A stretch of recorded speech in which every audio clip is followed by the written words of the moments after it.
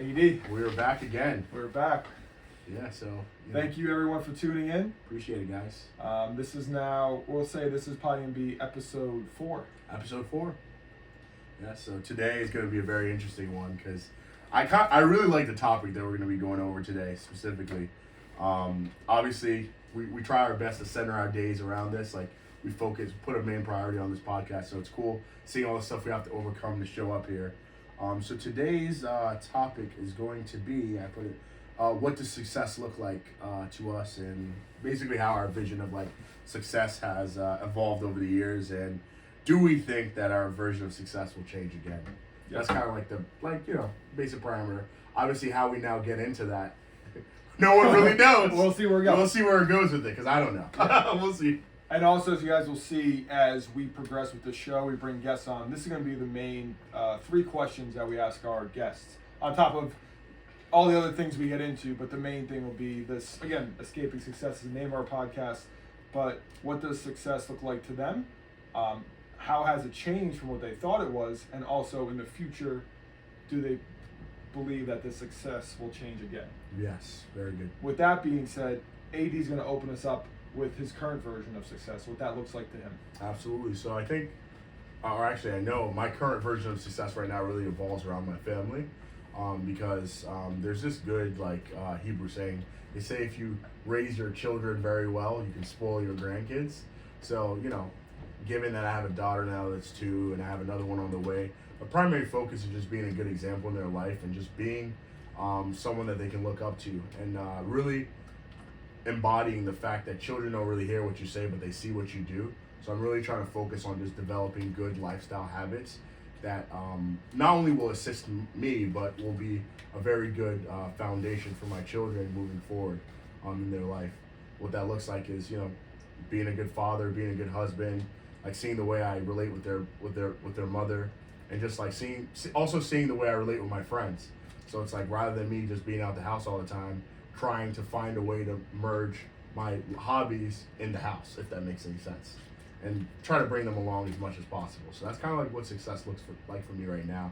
Now, what that looks like is, obviously handling my business at work, making sure all my ducks in a row, working out, figuring out a way to schedule myself so that everything is super neat, but not perfect, because perfection is impossible, as we know, and really putting the priority on sleep, because I found that consistency comes with good rest.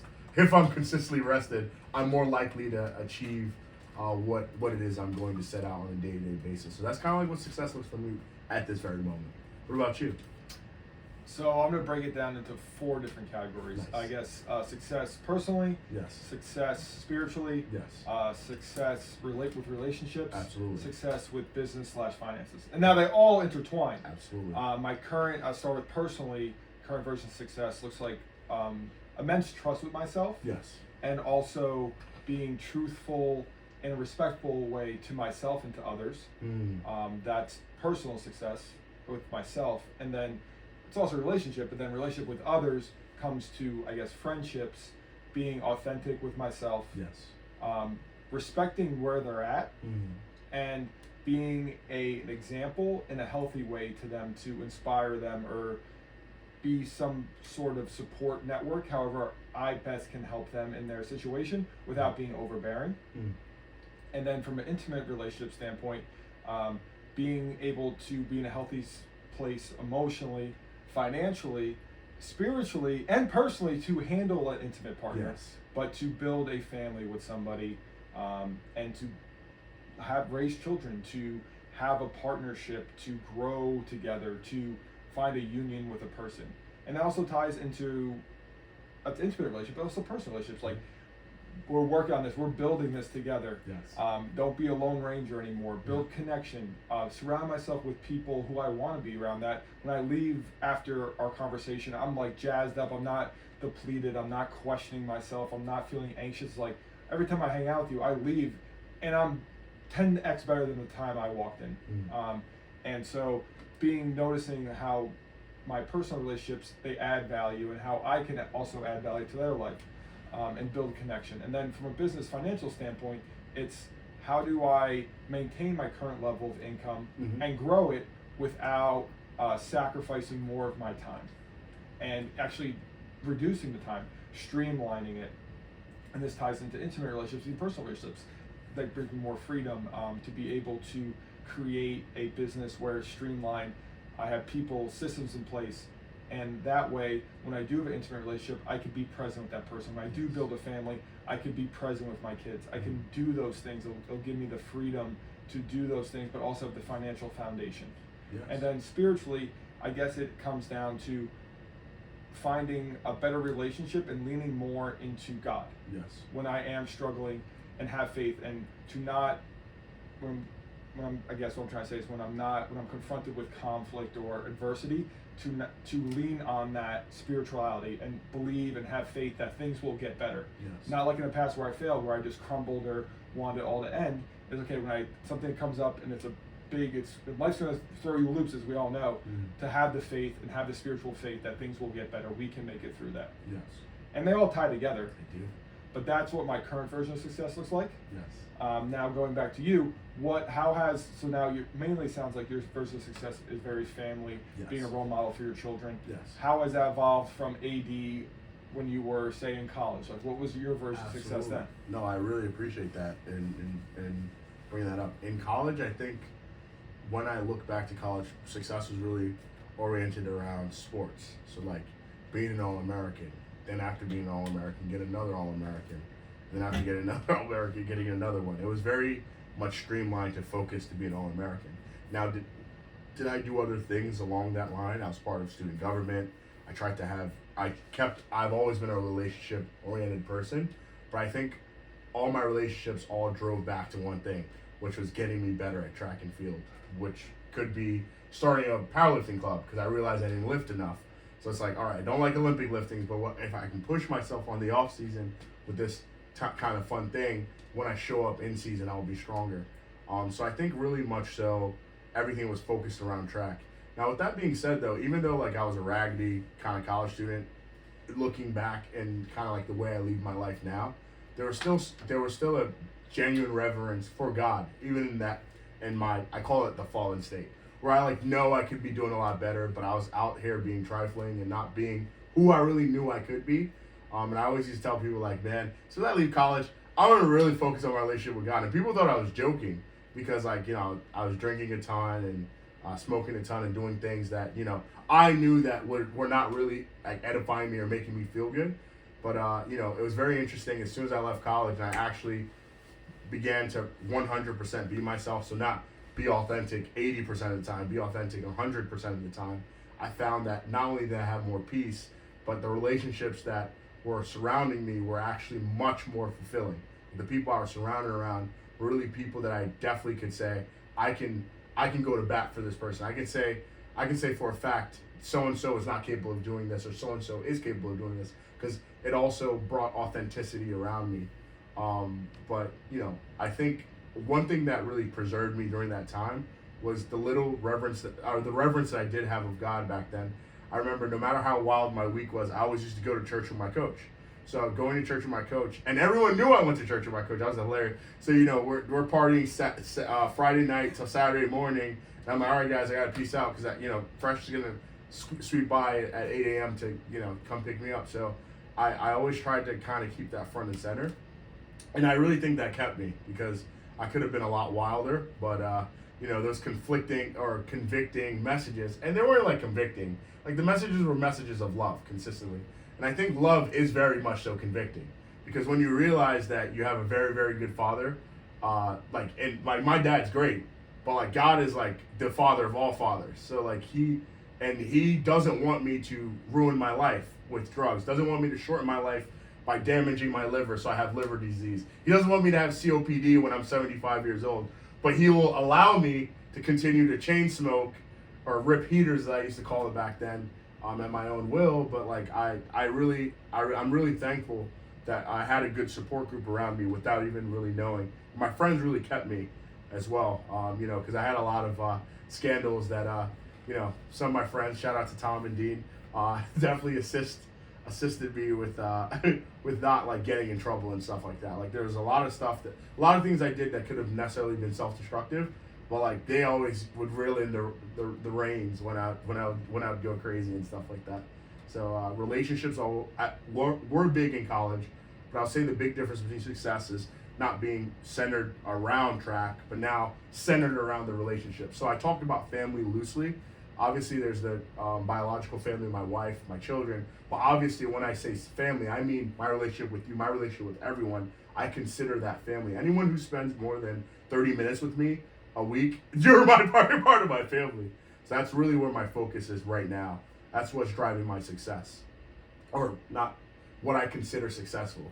And even to go a little deeper, I feel like those are all opportunities. I think I'm at a stage in my life right now that I see God in everything. So when I hang out with my dog, I see God in that. I'm like, wow, like, well, my dog's being really disobedient right now. That I'm like that dog to God, because God has so many things outside of the world that's so much more important to me. But if at that moment He's telling me to go fetch, I should probably go fetch. You know what I mean? Or I should just listen. Or even in my fishes, like my fishes, I don't forget to feed them, right? So God doesn't forget to feed me. And even if I forget to feed them, God made them in such a way that they don't need to eat for 14 days and they can survive. Or even in our relationship. So I find that to be super interesting at this stage in my life right now. So that's kind of like where it is. So with all that being said, like when you look back to college, like what was your success back then? So my framework of success was different in the sense it was more simple. Wow. I just, like, father in this light was actually my real father. I grew up Roman Catholic. I still always had faith in religion, but I wasn't not big like going to church every week, everything in college. I guess it was simple in the sense like, okay, I'm gonna become a gym teacher. I'm going to take over the family business, and that's all I saw. Wow. And like I was simple, and like at that time in my life, I was very content with like, okay, only thing I needed, my needs were like, okay, do I have healthy food? Yes. Can I work out? And do I have good relationships? Yes. Like that was it. And then somewhere along the line, yes, the success got inflated with wow. Instagram, because I wasn't a big social media guy in college at all. It got inflated with like all these versions of success, making money, all these things. But I don't know if that was really me, and I still don't know if that's really me. And like I think money is a powerful tool. So at that time, success was mostly just it got more torn towards financially being driven, like business and financial success. Because I had good relationships in my life, like good friends and stuff, and I took that for granted because I had good things and I thought everything was rolling in college. And then when I got out of college, I realized like I lost those relationships. I didn't put work in to foster new ones per se, because I was just hyper focused on business and financial success and my own personal, I guess, like fitness success. Yes. But I always put spirituality and relationships, fostering and working on connections to the wayside. And so I guess my vision of success now changed a lot from just business, financial, and like fitness success to being more well-rounded in the sense of more relationships, connections with people, also spiritual, leaning on God, leaning on my faith in tough times.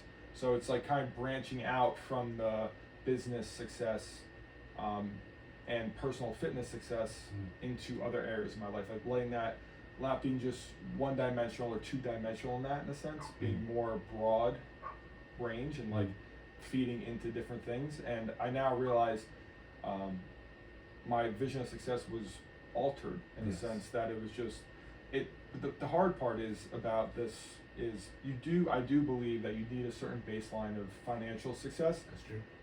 To even really consider the other branches of success, of like spirituality, relationships. Not necessarily spirituality, but like it's relationship. Because like if you're just trying to pay your mortgage or support your family, and you don't really you might have to work 2 or 3 jobs. You might not have time to spend with friends and stuff. That just might not be the case. So I do think it is important to master a certain level of financial income. I guess the question I would have to ask in that situation, would it be financial success or would it be discipline? Because in an instance where someone has a mortgage that's way more they can afford, is it that they lack discipline and they went into an area that actually they overextended themselves? Because I really do feel like if we really consider our life, like the idea of tithing, right? You give 10% of everything you owe to God, But God obviously owes 100% of what you have. But that whole tithing principle, it actually what it instills in you is being resourceful, like creating a forced scarcity. So automatically 10% you give to God. So now of that 90, you still have to save a percentage of that 90 for quote unquote famine or hard times, and then you live your life. So you have to make sure that of that 90, you're not spending excessively. Granted, someone's 90% could be $50,000 a month. Someone might be $500 a month.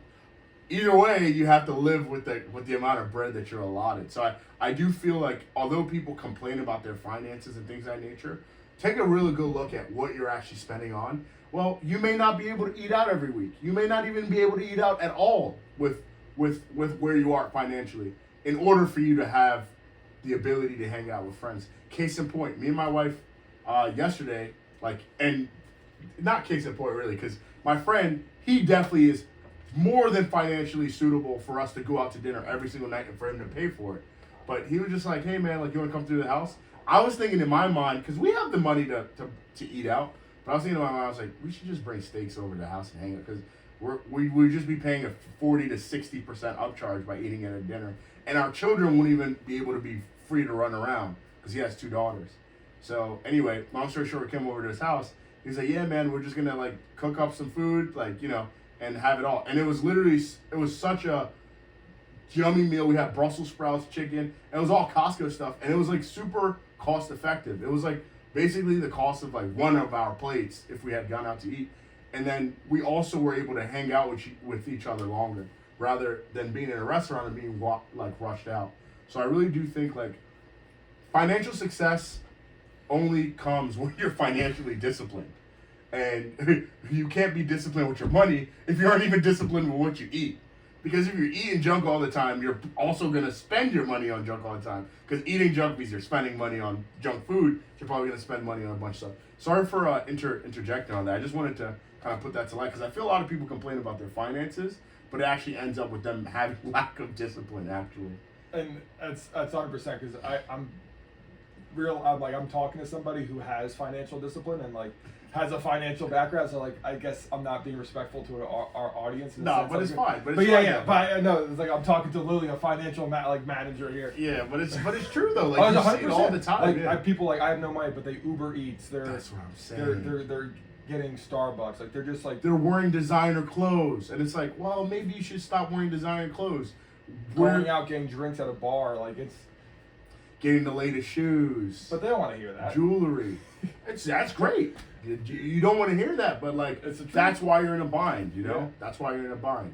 Or having putting yourself in just pitfalls. So many things to avoid, having a car that you really shouldn't be driving around. If your monthly liabilities are just eating away at your pay, it's all right. No. Keep renting, because you can't afford to buy a house, because a house is not just a mortgage. As you know, there's so much more to it than that. Especially when you have family. 100%. This is your domain. This is your you're building roots here, Yeah. which it's awesome to see. But if it doesn't make financial sense either, you shouldn't do it, right? Yeah. So if you can only afford X, let's say $3,000 a month on housing, if you get a house, a $3,000 mortgage doesn't mean your housing bill is going to be $3,000 a month. You still got to mow your lawn. You got to take care of things. There's things that are going to break. Insurance, Wi-Fi, Exactly. gas, electric, all that fun stuff. Yeah. But there is an element of faith that comes to that too. Because if you're someone who is financially disciplined, or you're working towards financial discipline, you could overextend yourself in faith to force yourself to make more. But if, again, you are completely losing out on a bunch of relationships in the meantime, you're going to burn out. Trust my You're going to lose everything you have. or you're just going to be so burnt out. Yeah. Like you said, that was your dad. He just kept overextended. upping the ante. Always. He's like, I'm we made it. I was when he bought the house, they still live there. The business was barely just started, and he was a teacher. I'm looking back what this man was making a year with the mortgage. I would figure it out. He believed you'd figure it out.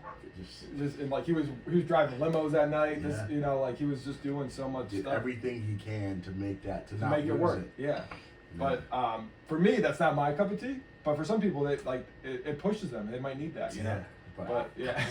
I prefer to be with my family. Yeah, and he was hustling. I bet 18, 19. Like, he was like my dad. He worked really, really hard. The hardest work I ever know, and I think that's been tough for me in a sense, because like my vision and version of success was just my dad, just like seeing what he did and just how much he worked, and I adopted that. Yes. And I actually had a conversation earlier with my other buddy talking about like work and like how it's like a drug. Wow. And it's when you flip that switch, it's like it's almost fun. Yeah. It's weird to say. People be like, how do you enjoy it? But like you flip that switch and like the calls come in, the emails. It's like scrolling through Instagram, because it's just constant dopamine hits, because you're like boom, boom, boom, email, text, call, problem, boom, boom, boom. You wake up, it's just boom, you just attack it, and it's literally a drug, and like it's workaholic, it's a drug. And so I was like, for many years, like when I graduated college, work was hard for me, and it wasn't like that drug state, but I became learned the love. I get the heroin hit of the drug, which was work. And I went through, not this past summer, but the summer before, where it was like I handled it the best, because I gave into the drug. I stopped fighting it. You're like, take me. I was just like, I accepted, like I'm gonna work 7 days a week for 8 months, 12 to 16 hours a day, and I was accept that, let it happen, and I was cool with it, and I handled it better, because I stopped fighting it. So it's How did it take me? And the hard part is, but like it's like it does make the work easier. Yeah. But going to what success is, you lose your spiritual, you lose your relationships. Because that becomes your relationship. It becomes your relationship. It becomes your God. Work becomes your God. Wow. There you go. Like people, we all like are looking and searching for something to grab onto. Yes. And so I realize, like, when I start being open with guys around me, and like I just see, and I see they're all looking like, do you have the answer? Like, do you have, like, we're all searching for that meaning, that purpose, like that, like do you have the secret of like what's going on? Like, what's the point of all this? Yes. And I think the problem is we have to surrender to it. Surrender to what? To God. You have to surrender. And I agree with you. You can't just keep, you can't like think, oh, like I figured it all out. Yeah. Like, work's my God. Like, this is all it. And so it's tough, because. But it depends on what you make God, because human beings naturally are idolaters. So like we constantly look for something to be out God. It could be politics. It could be politics. It could be money. It could be food. It's gluttony. Basically hedonism. Basically anything that's women, a sin. Guys, some women are lust. Yeah, lust is God. Yeah. It's like so. But like my God is Jesus Christ. Like because He's the way, the truth, and the light, and there's no way to the Father but through Him. So like that's my God. And like I found purpose because I feel as though I found the one true God earlier on in my life. Now, the process of me accepting and like I think I knew God to be Savior for a lot of my life, but I didn't make Him Lord in my life for a very long time. And I think that's what a lot of people need to come to terms with. And part of it is that we don't have a society that have kings. Like if we had kings in our society, we'd understand what it meant for someone to be your Lord, or you would understand like servitude better than us mocking our president. Because that's what we tend to do. We mock leadership, like earthly leadership. So it's harder to understand spiritual things without understanding even what's visible. I say all that to say, I find it interesting that you said that like everybody's looking for an answer. I think it's because it's hardwired in us, because we we are made in His own image. So like we long to have a relationship with God, but we don't even know how to, because this world is so sensual, and there's so much stuff that you can touch, see, taste that could distract you. But even in touching, seeing, and tasting those things, you still feel like there's so more. Like whether it be getting with that woman, and the thought of it is super good, but then when it finally happens, you're like, but it's not. This is not like this was fantastic, but this is not. I still am at square one, or even less than square one, because you're a little bit empty. What you're looking for in alcohol, what you're looking for in drugs, what you're looking for in working out, it just doesn't quite get it. Finances, like the car, the fast. But when you start fellowshipping with God, you have your own time, whether it be early in the morning, the middle of the day, or at the end of the day. You're praying, you're reading the Word, you're just understanding how much God loves you, what His promises for you, what you're put on earth to do, like even the ways in which He's saved you through the years, gratitude, and just experiencing like God's presence as you're fellowshipping, and just bringing your request to God. Like there's no better feeling than that. Like at that moment, literally, it feels like time stops and you're in eternity. If one can actually press into that or surrender to that, because the best, the people who have great relationships with God, like their common saying is, "It's not about my will; it's about His will," and that's literally submission to the core. It's like, no, this is I know God gave me free will, but I give my free will to God to do His will. Like that's next level when you think of surrendering. And for those people out there that aren't religious per se, it might be the universe. Like they might be surrendering to whatever higher power you believe in.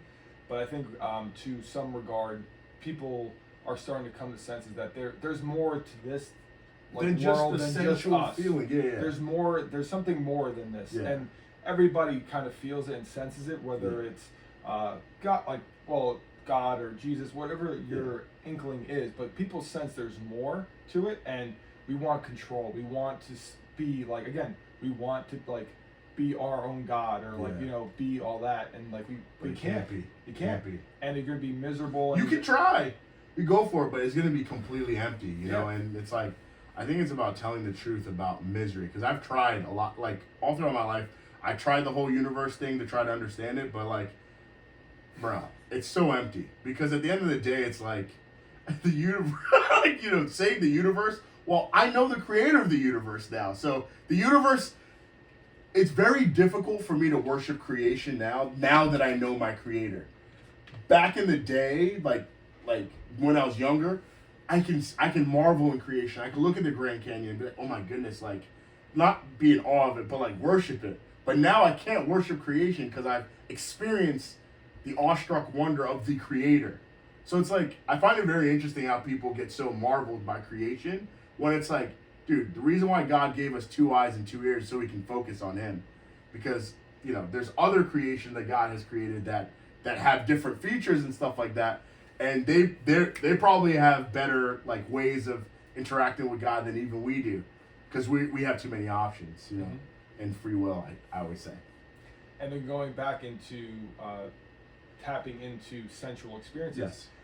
What I've come to framework is actually, if you're super present and in the moment, eating that amazing meal, that actually you're in touch with God. Yeah. You're in touch, you're enjoying this. That is. It's very good. Or having a sexual connection with your woman or your wife or your partner. When you're really deep in that, you're kind of getting a taste, not a taste of God, but you're getting experience That's a very interesting point, being present. Could you go into that a little bit? Because I haven't put much thought into that, actually. I'm actually, that's very interesting. Yeah, so I guess presence, again, going hippie with meditating, all that stuff, praying, all that stuff. What really comes down to is, can you be so in the moment here, where you're not consumed with outside things. So Like it's the cares of life. It's not for example, you're eating at dinner, you have the TV on in the background, or you're eating at dinner and you're scrolling through social media, or you're answering texts. It's hey, can you be fully here, and maybe you say a little prayer before you eat, and like we did the other night, you pray, and you're fully there, you're mentally preparing for this food, you're blessed and you're grateful for it, and then that first bite, that's probably you're getting a taste of God. I see your point. So that's what I mean by presence, especially if you're in an intimate connection with somebody and you're truly in love. Hopefully it's your wife or whatever partnership it is. You're truly in love, and when you reach climax or you have intercourse, I think that's you're really having a connection. You're having not peace, but you're reaching okay, that's a piece of yeah. I see what you see there. So I actually want to go there in terms of partnerships. What's your view on marriage? Have you noticed society nowadays has kind of degraded the whole institution of marriage? People are oh, we don't necessarily need to get married. We can just be in a partnership or be together. What's your view about that? I'm just gonna go there. So my view on the situation is, I'm a type of person where I say to anyone, do your own thing. Whatever makes you happy, I am in no place to say that you should do this because I do this. I think if you're happy and you're enjoying your life, you could do whatever you want. My personal standpoint is, I think that people nowadays don't want to make that commitment because it is a sacrifice. But I know that the best things in life come from sacrifice. Because it's a sacrifice to marry somebody, because you're sacrificing all other bachelors and bachelorettes out there. You're sacrificing any other sensual or sexual experiences with any other people. Person. You're sacrificing like you're almost like part of you, and like your financial Your identity. future, your everything is your. If you, my idea of it is like you're literally, you're once you marry somebody, you're in it for to death do us part. Like that's my viewship on marriage. I feel a lot of that's been clouded, and that people are like, oh, we fell out of love, and they get divorced. Versus I've now realized if you really love somebody, you fight for that love. Yeah. And real love is fighting. It's dark. It might be in a healthy way. It might be fighting. You know, like all that discussions, arguments, communication. Like not abusive or anything, but just it's gonna be hard, and it's gonna be a fight. Yeah. But I think real love and a partnership in marriage is going to be a fight, and sacrificing your time, your energy, your mental well-being at times, your like goals at times. But it's something that you, if you look at the long term and you look at life and all the things you've acquired, the best things in life do require some sort of sacrifice. So I personally think marriage is a beautiful thing. I think a lot of people and a lot of men in my life have construed that image in a sense of it's a trap, don't get married, because I think they feel that it's not worth the sacrifice, or they didn't have the mindset going into it that marriage is work. Marriage is sacrifice. It's not easy. It's not sunshine and rainbows. It's not the honeymoon phase of the beginning of a relationship for a year, 2 years, 5 years. There's going to be moments you're going to hate that person, and that's okay. That's true, yeah. But love, and if you fight for it, I believe you can persevere. And if you have faith in God, and like anything, you're gonna get through the hard times together. You get through the fighting together. If you have the faith in a higher power, and you have faith in the other person that they are willing to fight, I think you can persevere. Yeah. So, again, anyone like outside view, they say, hey, like I don't want to get married. That's fine. Or they say people fall in love, which is probably true. Yeah. But for me personally, I think if I make a vow with somebody to get married, I'm going to do everything in my power to make this work. And I think it's a lifelong commitment. Yeah. And I think it's a beautiful thing if you do it with somebody who wants to fight as hard as you do, and understand that there's going to be times where you're going to hate each other. You're going to like can't stand that person. You're going to be like, you're going to know every little thing about them. Like, but those little things that might annoy you, or this person might do this little thing, like those are probably things you probably love about them, you know, like, exactly. And realizing everyone's not perfect is, I think it's also realizing you can't get in a healthy relationship or a marriage until you realize you're not perfect and the other person's not perfect. Exactly. But you have to love them like they're perfect. That's it. And accept them that they're not perfect. Of course. But you accept yourself. That's why I say love them like you're perfect, like they're perfect. So all they do, you just continue to love them. No matter what. Like hate's off the table, divorce off the table. Yeah. But you know what's interesting about marriage that I've found, because I'm going to now my 4th year of marriage, I found marriage to be like a paradox, or like a example of God's relationship with man, or by man I meant human beings. So like a lot of time people straight up slander the name of God, like blaspheme, do all this stuff, like call God's name out of pocket and all that stuff. But God still doesn't destroy us. God still shows love to us.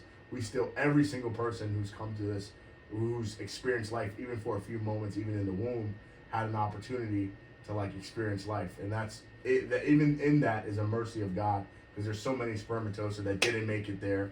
Like on the very base level, like everyone has experienced the love of God. It's a miracle that we're here. Exactly. But meanwhile, God is here, well above all of us.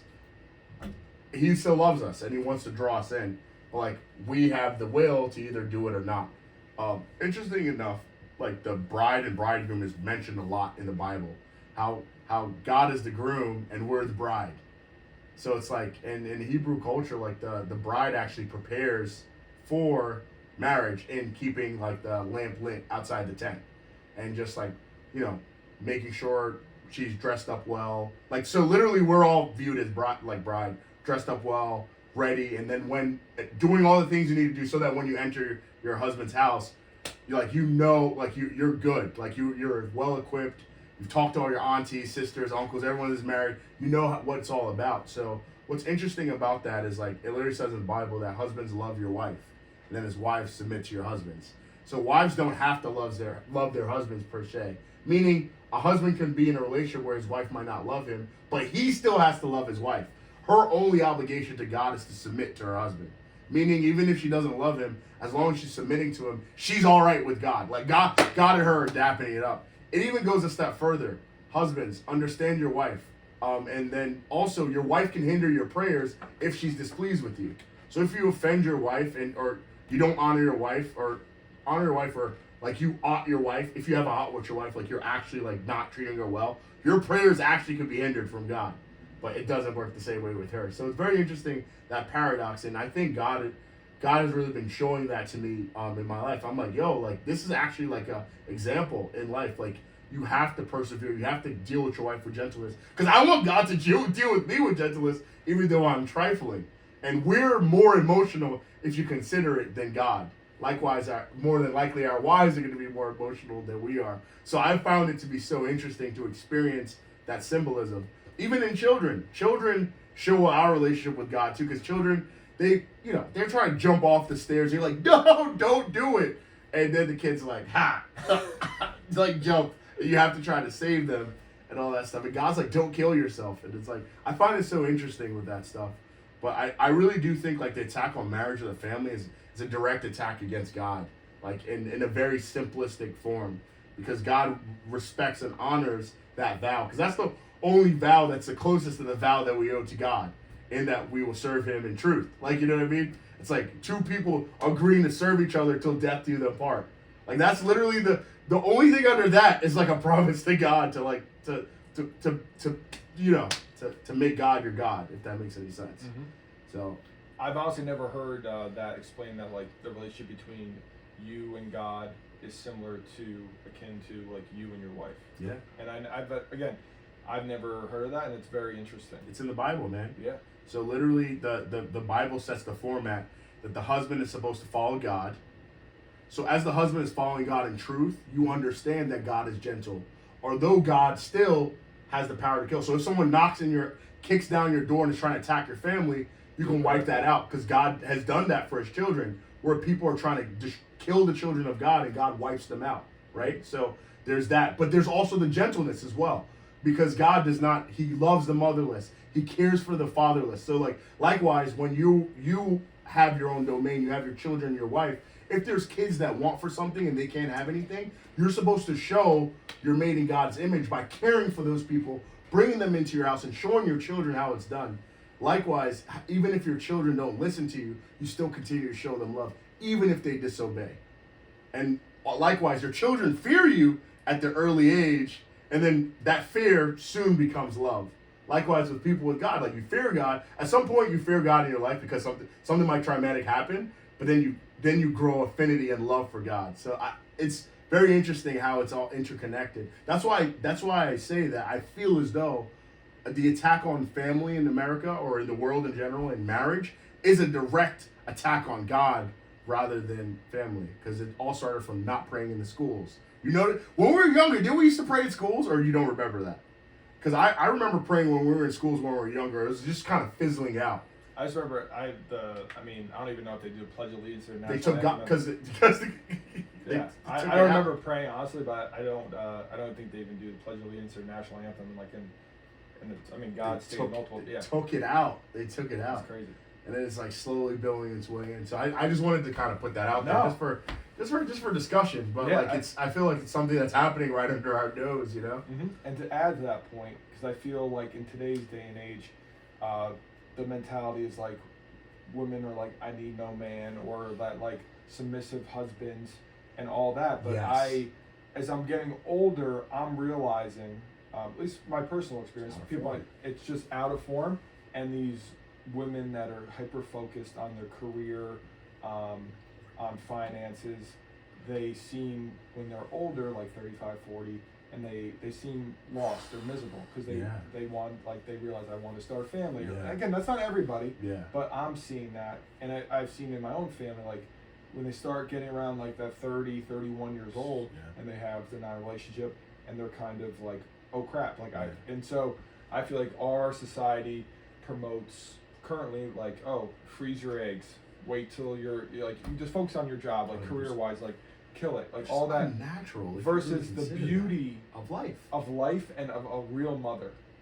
to raise kids, like how, and that's so undervalued in today's society of like, literally women create life, and being a mom is a beautiful thing, and it's undervalued, and like, no, become that partner at the law firm. Meanwhile, that person who has the ability to become the partner, you still could do that while starting a family. And because you are so intelligent and you have those good qualities, you're doing the whole world a disadvantage by not even trying. Granted, in life, you may not be able to have a child biologically, but you can still adopt. And not only that, you're doing the world a great service. I look at it, and you know, I do feel there's a difference between human and animals, in that I do feel like humans are, like, their lives are different than animal lives. Like, I'm not gonna cry if, I'm not gonna stay up all night shedding a tear if 300 chickens were murdered last night, because they definitely were. But I would be very distraught if I found that 300 human beings were wiped out.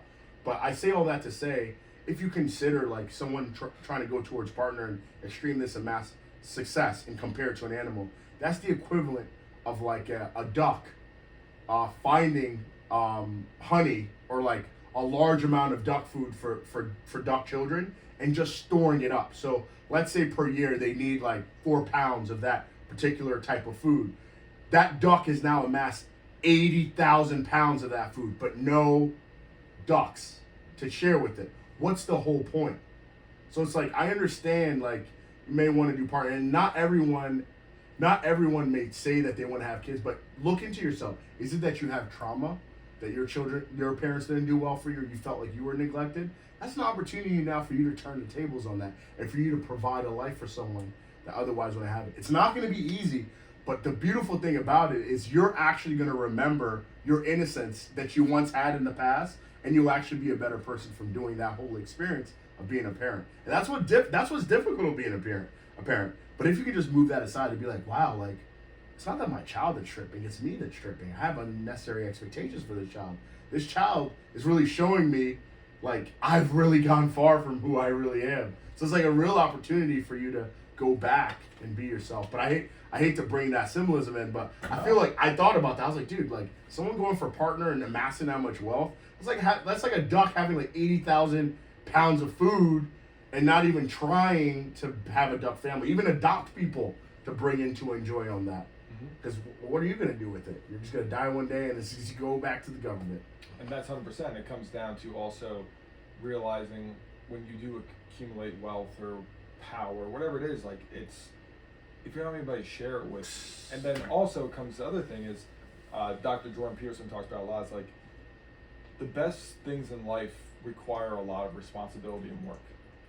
Like the most meaningful, deep things, like, you have to take on a lot of responsibility. And there's probably no other bigger responsibility than fathering or parenting a child. Like, that is probably the most responsibility you probably will ever have in your life, is like, you have literally like a new human being that is not self-sufficient probably for at least 18 years, and you're responsible for that. And so there's no other responsibility greater than that in my vision. So I think that's where meaning comes out of that. And so people that are older or lost, or just like, they're like, what's the higher purpose? Like, why am I here?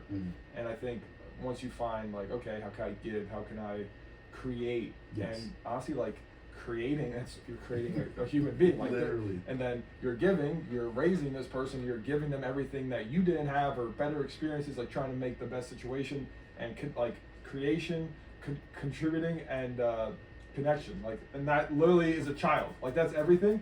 But it requires immense responsibility and work. And so I think myself, for a while there, I wasn't sure if I wanted kids.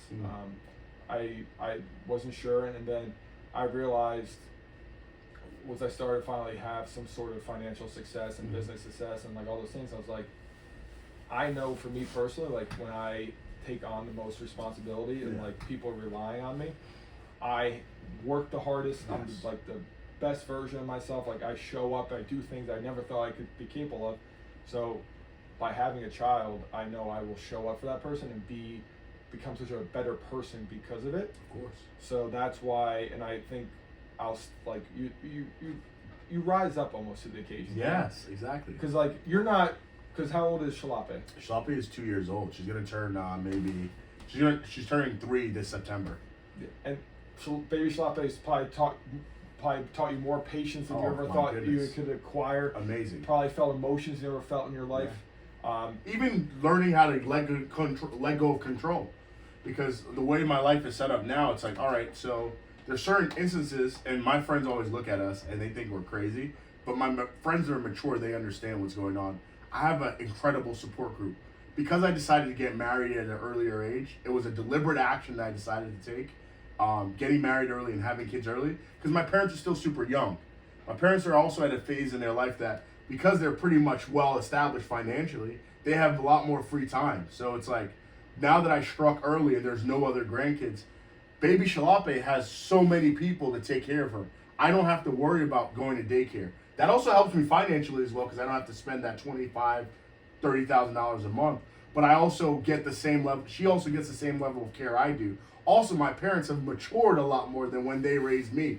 So and they have the time and energy now. 100%. So she is getting taken care of so well, because here it is now. My parents, and it's very interesting that this paradox is, you see a lot of kids have kids, and then nothing that their parents do is good enough.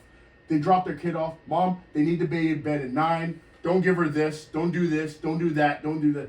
And you are sitting there in your pride.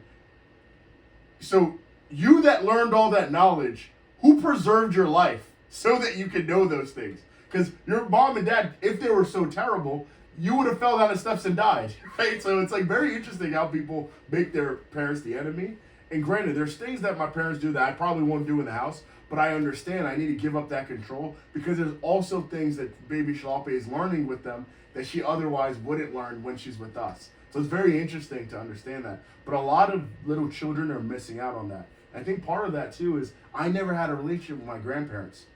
I knew of them, and I'd visit them in Nigeria, but baby Shalape has so much access to them. And there's something so interesting about that life. Someone who's on their way out and someone who's coming in, seeing that interaction. Like my mom's aunt, I call her my grandma. It's Shalape's grandma, because my aunt is old enough to be my mother's mother. She flew from Nigeria. She takes care of Shalape. She potty trained. I don't even, like, some parents are like, oh, it's so hard to potty train my kid. She potty trained Shalape, like, because she's taking care of so many kids. Like, it's like so easy. And it's like, it was so interesting to see now Shalape being potty trained, like, and me not having that stress. And that gives me more energy for you, gives me more energy. And I know my daughter is taken care of. Like, you know what I mean? I know that they were because those are people who took care of me, you know? So. And also for them, at that stage of their life, I'm seeing even with my parents, like, my mom is dying to have grandkids. Exactly. Like, for me or my sister. She is dying for that. That's all she wants in the world. 100%. Because I see her sister, my mom's sister, she has, like, 5 grandkids now. And like it brings life back into, you know, it brings purpose, life back into, because again, they're on a stage of life where their like work isn't that big a priority. They're winding down and they're looking for that thing. And like my mom is like probably praying every night, give me grandkids. You know, Literally, she wants that. She wants that because like that'll renew her life, give her purpose, like give her an outlet for her love, like do all the things. And I mean, give you a reason to come by the house. Oh, 100%. My mom, that's all she wants. Like, even if it's a quick, all right, mom, kiss her on the cheek. She's like, give me the baby. Drop the baby back. Give me the baby. We're headed up. You know, but and I know my mom, when she raised us, there was never a lack of love. She gave us everything because my dad wasn't around because he was working. So she was. But now your dad's gonna be around for your grandkids, which is gonna be wild. Yeah, it's gonna be interesting to see. You have to fight that jealousy, man. Like, it's gonna be interesting to see because I know. Because it's gonna spur up without you even knowing. 100%. There's gonna be a part of you like, oh, like why weren't you there for me? But you have to understand, like he did his best.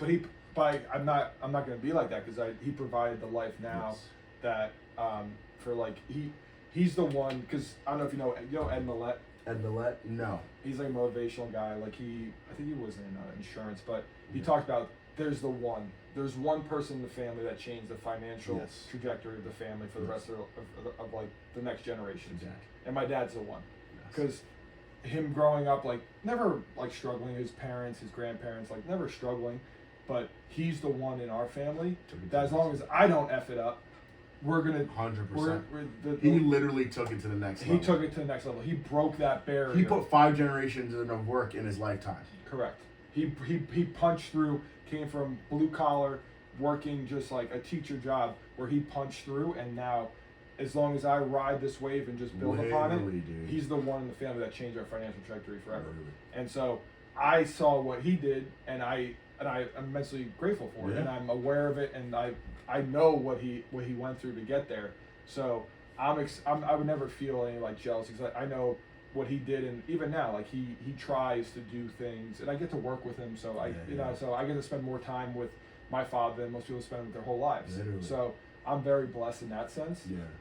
But it's just funny to see, like, I know what, like, my mom doesn't explicitly say it, but I know, like, she's ready. Like, you know, yeah, of course she's ready for the grandkids, and like, and that purpose. Of course she is. So it's a twofold thing. It's like, okay, your kids learn all the love that you received, and also gives your parents a purpose while they're still young too. Yeah, that they can still move. Because my version of my grandparents, they were all old. Like they were in their 80s and 90s. Like they were, So for a while, I had this like goal of like, okay, I'm gonna have this number of money, this much amount of money saved. I'm gonna be this age when I have kids and all that. And that kind of through these last year, I kind of questioned that. I'm like, what am I waiting for? Like what am I? I do think a basic financial base or income is important, but I was like always like, I want this number, but I know I'm gonna get that number would be the next number. So it's like 100%. I think I'm more so open to now. It's like, okay, I have the tools at disposal. Yeah. It's more so just finding that right person where I could build and grow with, and that I know we go to war with, and that no matter what comes our way, we'll have faith and we'll persevere. I even think it's simpler than that. Because, I think we talked a lot today, but if you understand who you are, or more importantly, who you are in Christ, or who you are, specifically who you are in Christ, like, that solves all your issues. Because if you understand that whole idea of, like, your relationship with your wife is going to be your equivalent of your relationship with God, you're going to have the patience to endure. You're going to have the long-suffering. You're going to have the faith. You're going to have the trust. You're going to have the love. All the fruits of the Spirit needed to do that impossible task of living life with someone, because it's very hard for someone to continue to be inconsiderate when their husband is so considerate. Even as trifling as a bad woman is, she knows that she has a good man. But ultimately, you understanding and having that relationship and bedrock and foundation with God, that's the only way that your family will experience what my family's experienced. Because I can't lie to you, man.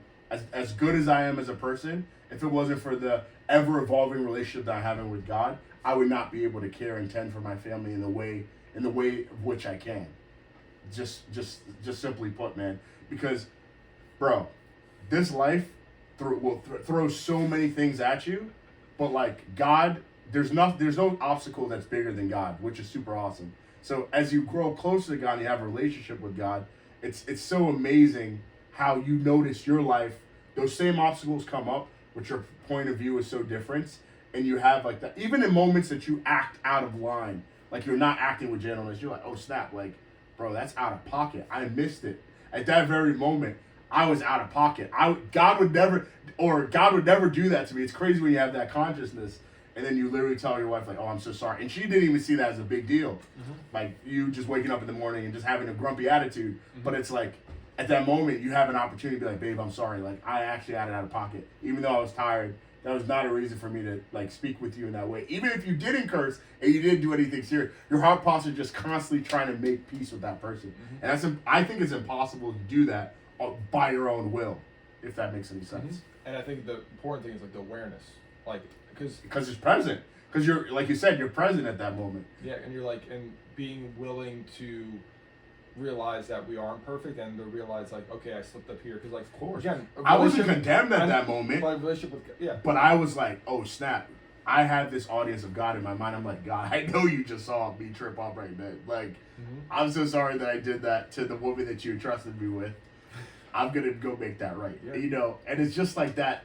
It's because it's true. Like, at that very moment, that whether I like to say it or not, that is a sin. Because you're supposed to care with your wife with gentleness. So in any moment, whether you're in general, even in a sarcastic comment to incite anger in her, that is a sin. But it doesn't mean you're condemned. That's also an opportunity when you have that awareness of God to make things right. Because unfortunately, if you don't, like, the consequences of sin is death. And in that moment is death to your marriage. So that's the comment that now the devil uses to play in her head. She's like, oh, but this guy at work is always saying nice things to me. This guy, like, you know what I mean? Like, you give it the enemy an opportunity to wedge in your relationship and break it apart. Yeah. But that's why it's so important to be like aware. But it doesn't have to be something that you do on your own, by the way. Mm-hmm. And that's where you have somebody checking you. 100%. Because the thing is, like, we could do things and like, but you know, I love where and he knows yeah. what's really good. 100%. And that's where people like, I think they might be mischievous or whatever and get away with things. Because they're only dealing with their own judgment of things. But there's always someone, and that's the thing, and that's something I realize is like, I can't, even though no one will ever find out about that thing. God knows, dude. I know, and he knows. He knows. Yeah. So it's like, and you can live in deceit and be like, oh, because I didn't see God. But bro, that's a scary place to operate in, man. Mm-hmm. That's a scary place to operate. But in. I think like having that's someone deep right there. What you just said, dude. Having someone keep you in line, deep. And you have the awareness of yourself, because we're not going to be perfect. Yes. And like, hey, I slipped up here. I shouldn't have raised my tone, or I was being ignoring you was not the healthy thing to do in the situation. Because like most people, they just don't have the awareness, or they just don't care, and they just brush it off. But like the fact that you have the awareness and you understand you're not perfect, and that we mess up, that we sin, that we do things that we're not supposed to do, but that you could come back. Our heart posture is we constantly want to be back in the right, and you want to be better, and 100%. you want to be better. Only way to get better is to admit wrong, like whatever that's like, to your partner, to God, like just say, I messed up here. To your partner, obviously. Yeah. But then obviously to God as well. Yeah. But in you doing that to your partner, you're also doing that before God as well. Yeah, and just aim up. Like just like, okay, I'll try. Like, next time you're gonna be frustrated or whatever. Okay, last night I handled this well.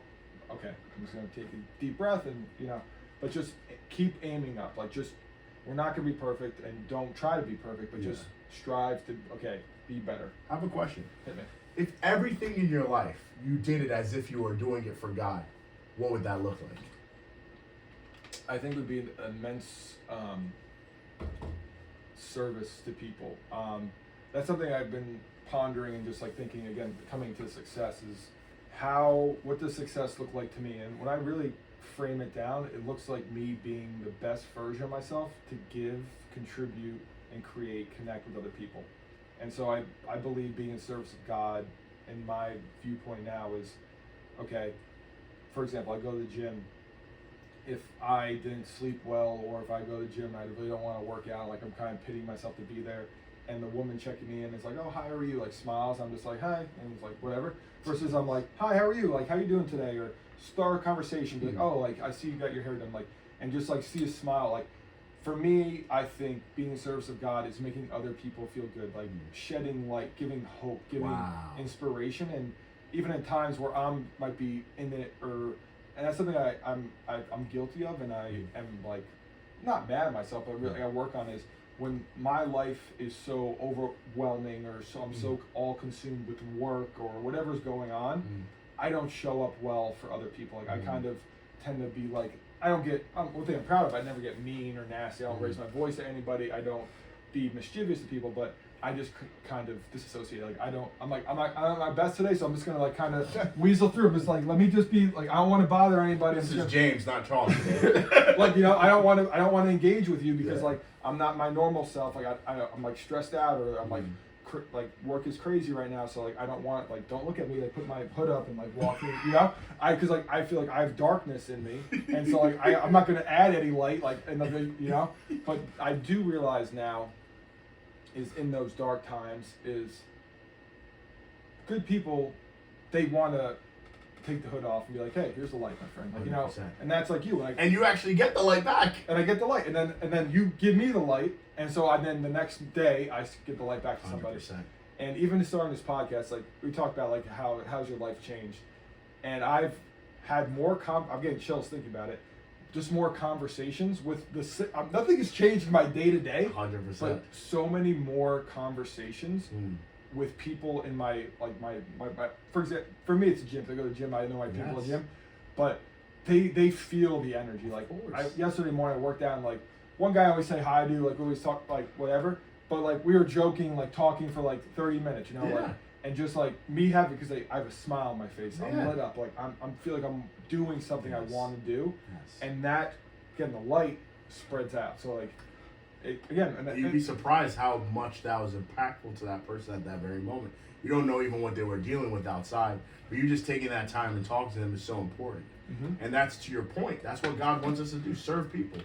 It's like, you know, no surprise that, like, you know, in there, like, literally there's a prime example in the Bible of the pearly gates. Someone shows up and they're like, you know, I did all these things, like, you know, I healed the sick, I did all these things in your name, God. And God just looks at the person and is like, when I was hungry, did you give me food? When I needed clothes, did you give it to me? And, you know, the person sitting back like, yo, like, God, but I did all this amazing things. And God was like, but you didn't feed me, give me clothes, or like do. So like literally in that situation, when you're talking to that person, you're doing exactly what God wants you to do, which is have that conversation with them, edify them. And through those things, you'll be surprised how you act as a vessel to lead people to God. Because I believe that's why we're here. We're here to like shine. I have a natural light in my life because, like, I don't know, God set me up a certain way. I yielded myself a certain way. Mm-hmm. And I found that light to never fail. The light of God to never fail in my life. Now I'm at a point in my life that I want to share that with everyone else. Because I realize that in my short existence, that not everyone has that life. That it's actually uncommon and unique to have that. But however, it is available to everyone. Now, the way in which people can grasp onto that is different. I held onto it very quickly, very soon, very easy. But some people, it just takes a lot longer. And that's okay, because eventually them grasping onto them is just so worthwhile. And realizing that I can have not only a low-key friendship, I can have an eternal friendship is what motivates me. Mm-hmm. Like, I really truly believe that in me just doing what God puts me to be, I can have more eternal friends. And that's like a deep quote to say. But I think Steven said something the other day about a bird. Like, a bird can go to the Atlantic Ocean and take a drop and put it like in the Pacific Ocean.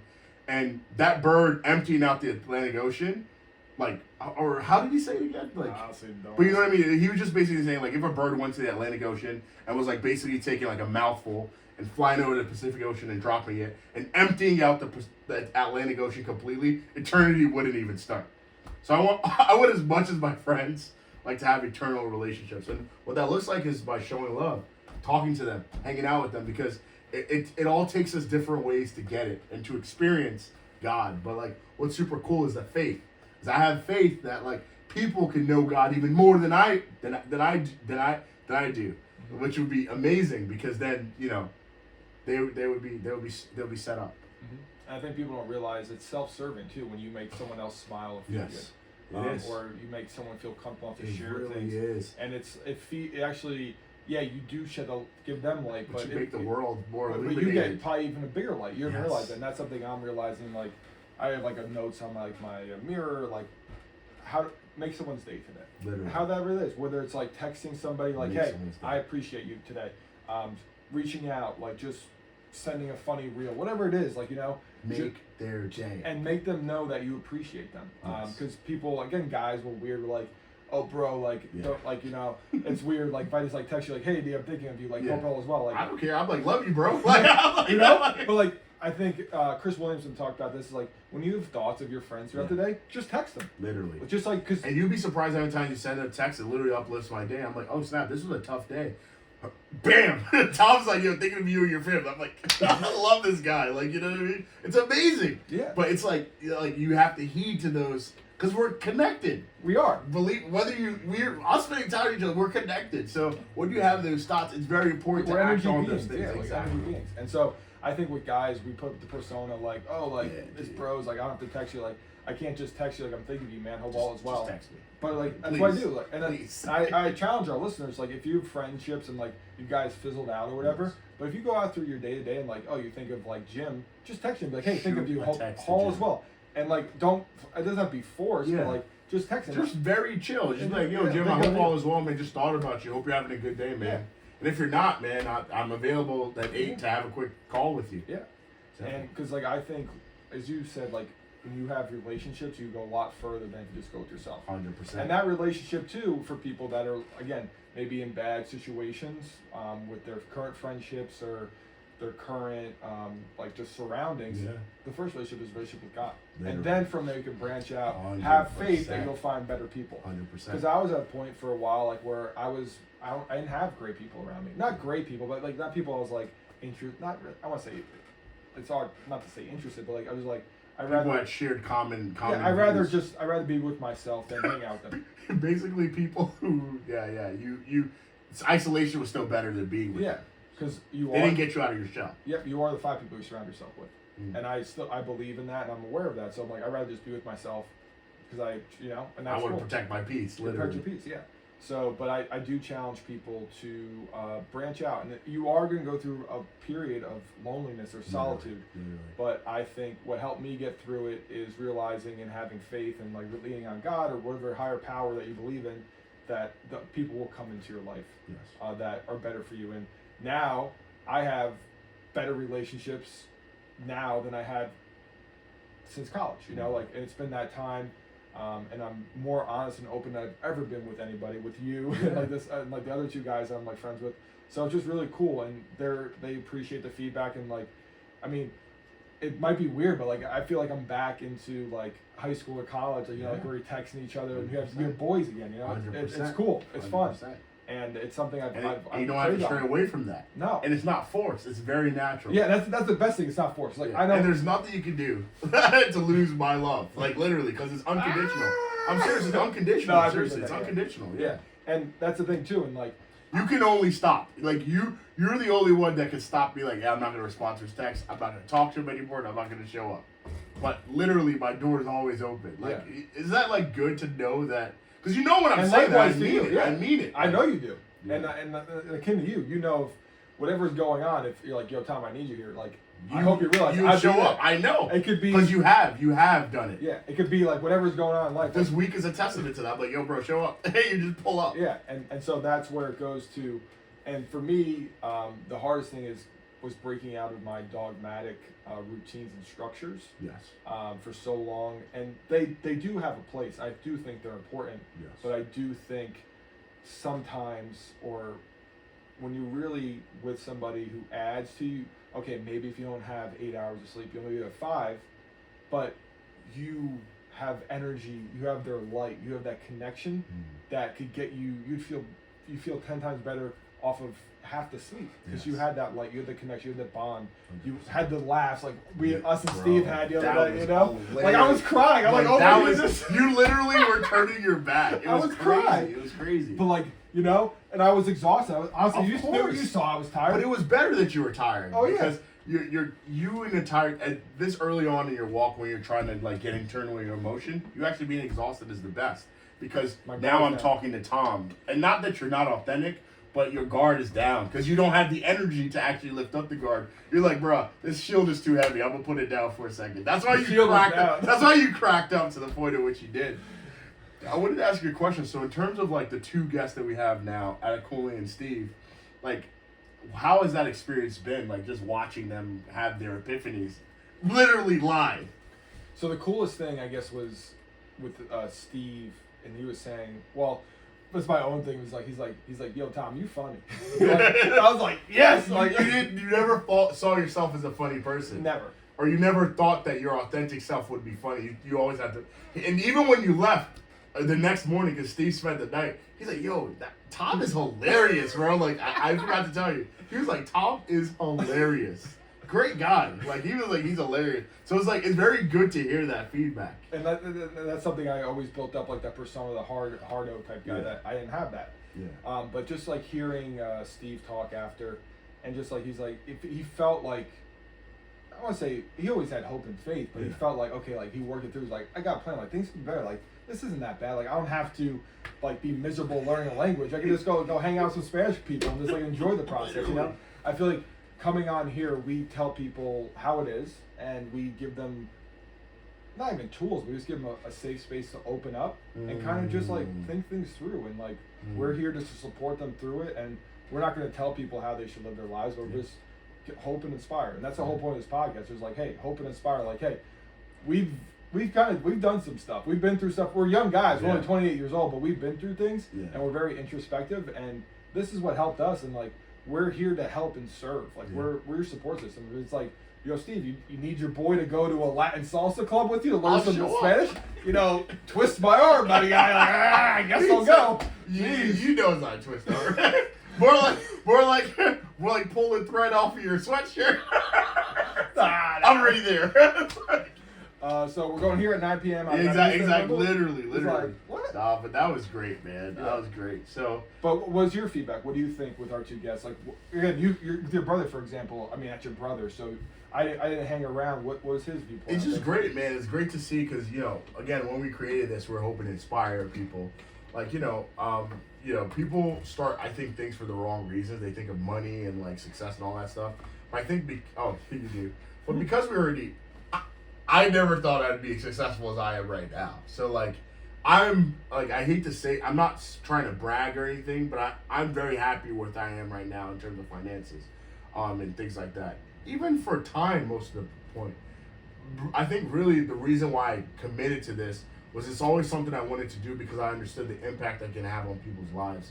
So seeing these last two guests that we had, seeing them literally leave in a matter of an hour and 8 minutes better than when they came in, or even more empowered than they came in, it definitely added more fire to my hope that there could be people listening to this, or there will be people listening to this who would also get empowered and even interact with us, and we'll be able to assist them go through parts of their life. Yeah, and I think that's service, like giving, like that's, and from day one with you, I've sensed that energy and never faltered, no matter what life threw at you, no matter what's going on. From day one, AD was like, I want to serve and help you, like, and that's genuine, real, authentic him. Yeah. And so when you gave the idea of the podcast, I was like, I've always wanted to do it, and I was like, it's not even a question. It's like, whatever. It's like, boom, we're doing this. We're filming 5 minutes. We literally started 5 minutes later that you accepted. I was like, all right, good, we're starting. But the beautiful thing is, we're both the type of people that I respect. Is like, we just do it. We'll just do it. It's not think about it. It's not overthink. Like, let's just action. Let's just go, and we'll figure it out along the way. Because you have immense faith and hope. Yes. And from your friendship and from just talking with you, and like, I'm trying and I'm working and I have faith and hope, and like, but it's growing. It's growing. And I'm manifesting. I'm like, we're gonna. I try I hint at, like, we're gonna have our own studio. We're gonna show up. We're gonna have a team. It's going to happen. We're going to have those things. It's gonna be a beautiful thing. And we have 5 subscribers already. Yeah. And as it grows, we're gonna look back at these moments. And these were the fun times. These are the fun times. And we're gonna even have more fun because we're gonna bring amazing guests on, have great experiences, and we're gonna travel. We're gonna do cool stuff. We're gonna be shooting guns, racing cars, whatever it is, The things that we like to do. The things that we like to do. Eat good food. And it's like so interesting because like even before all that, all those things are possible, and the scary part is that they've already happened. If we continue to give life to those things. So for example, all the things you just said are not only possible, they've already happened if we continue to be good stewards of where we are right now. Like that's showing up, like we're doing, keeping up to our appointments, making this a priority, like making it front and center that we understand this. Like even if we don't feel like doing this, like on that day that you literally had a gut-wrenching meeting, you found out, you realized that being here is where you exactly needed to be. It's the best thing for me. And I'm sure it was great for you. I felt it changed. 50. I felt 50 times better because I was like, thank goodness that happened and that we're meeting up with each other and that at the very minimum we'll have an hour to work through that. And literally, it went from feeling like if your therapist is probably like, Tom, you good, man? You've been very good lately, like it's funny you say that because I met with him. I meet with my therapist on Mondays. Yeah. But she senses that, and we've typically talked about it. Again, it's just interesting how you put stuff out there and stuff comes. Like I've talked to him, like I'm trying to figure out, like, how can I give back? Like how can I be in service? How can I contribute? Like I was talking to him, like I feel like I'm kind of stale. Like business is doing pretty well. Like my health is pretty good. Stagnant, but you're just stagnant. Like, what can I do? Like I want to do more. I want to. There's more to this. Yeah. And he's like, he's like, you got to find ways where it's mentoring people, like whatever. And because I knew what it was. It was like I enjoy spending time with people, giving back. And so I'm like, but you couldn't find a way to do that what felt authentic and that you can also do wholeheartedly. And this is just it. Like, you literally, it's hard for you to go to bed now because you're like, I'm oh! like after these videos, like that's why I schedule it earlier during the day because like So you have time. I'm like jazzed up because like I'm excited about like posting. And that is the best thing in life, to have purpose, because even in that, I like, this is something I obviously want to do too. So in my free time, although I may not be editing the videos right now because of my time, I was saying your schedule is pretty booked, my friend. I'm consistently thinking of ways to add value even in conversations and bettering our conversations. I'm listening to our podcast again. I'm figuring out a way. And I feel every time we have an episode, it just gets better. Like, this is scary. Like, we've been talking probably for more than an hour now, and I feel like we've just been having a blast. Scraping the surface. I'm like, there's so much that we can go into. It's like endless. And on that note, guys, thank you for tuning in. Absolutely. AD, it's a pleasure, my friend, as always. Always a pleasure. And for this video, we've been very nice the last time. Even like the first 5 people to comment. Now there's only 2 opportunities. You see the logo. First 2 people to write Apollo Fuel on this video will be reached out by ours truly to get your address and send you over some free samples of our amazing beef jerky that I can't get enough of every morning. I give this man samples and he just like I eat them. That's the thing. Like, I would actually eat it. That's the biggest thing. I give it to people. I tell them about it. But listen, like, me eating it, if you don't see the joy in my heart when I'm eating the beef jerky and my mango, listen, you're blind. But anyway, the first 2 people to comment their names on this video, or just say Apollo Fuel. Sorry, the first 2 people to write Apollo Fuel on this video, or even write a takeaway that they got from this video, we will reach out to you. If you want, we'll send you some free samples wherever you are. And thank you so much for tuning in and listening to us, because it really means the world. And we hope you continue to listen so we can get this algorithm going, so we can touch, really people in despair right now, or people who don't really see a way out. So you even listening to us is doing the world a better service. Appreciate you. Yeah, and hey, what I said before, make someone's day today. Yeah. Go out, whatever capacity that is, whether it's just making someone smile, holding a door open for somebody, start it. And it's crazy. People pass it forward. So if someone holds the door for you, you hold it for someone else. It just no good deed goes unseen. Yes, sir. Appreciate you guys. Thank you. And gals.